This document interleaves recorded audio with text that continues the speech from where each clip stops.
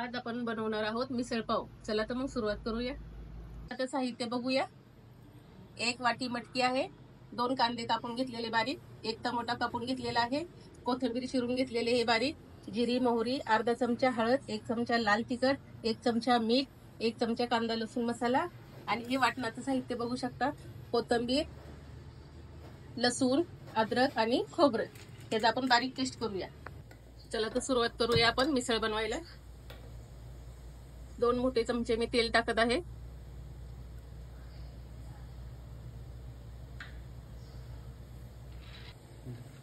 तेल आपलं गरम झालेलं आहे। मी टाकत आहे जिरी मोहरी। मोहरी तडतडली की त्यात टाकला आहे कांदा कापलेला, त्यानंतर टाकूया टोमॅटो।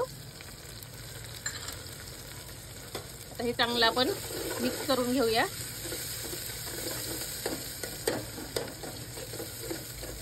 कांदा टमाटा आपला चांगला परतून झालेला आहे।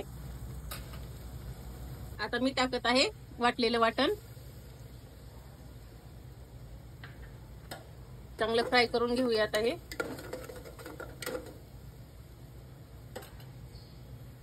आता टाकत आहे अर्धा चमचा हळद, 1 चमचा कांदा लसूण मसाला, 1.5 चमचा लाल तिखट घेतलेला आहे आणि 1 चमचा मीठ। आता हे तेल सुटेपर्यंत चांगलं परतून घेऊया आपण। आता छानपैकी आपला मसाला परतून झालेला आहे, तुम्ही बघू शकता। या पद्धतीने मिसळ बनवलेले एकदम खमंग लागते। फक्त 1 शिट्टी करायची आपल्याला। मी टाकत आहे भिजवलेली मटकी।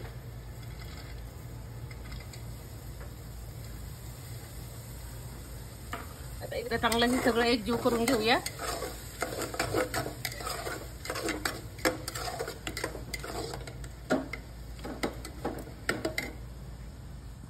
वाटणाचं पाणी टाकत आहे मी। 1 ग्लास मी कोमट पाणी केलेलं आहे ते टाकते आणि कुकरला झाकण लावते। 1च शिट्टी होऊ द्यायची। 1 शिट्टी झाली की गॅस बंद करायचा। झाली आपली मिसळ तयार, खमंग चवदार अशी।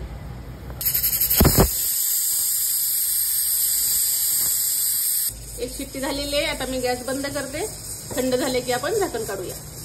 आपला कुकर थंड झालेला आहे। चला आता आपण बघूया। बघू शकताय तुम्ही मस्त तर्री आलेली आहे।